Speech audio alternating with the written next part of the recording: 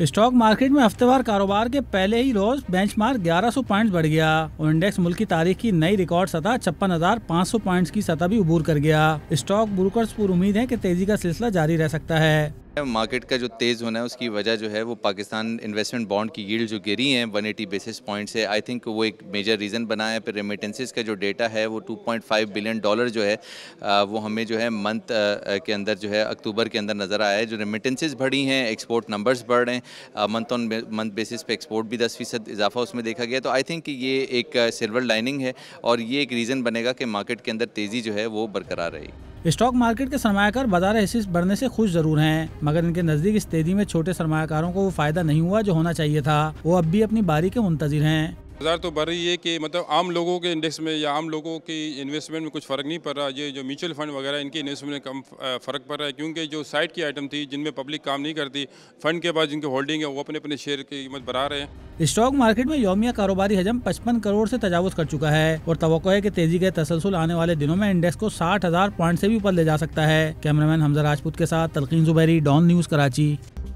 मज़ीद news updates और digital stories के लिए सब्सक्राइब करें डॉन न्यूज़ पाकिस्तान।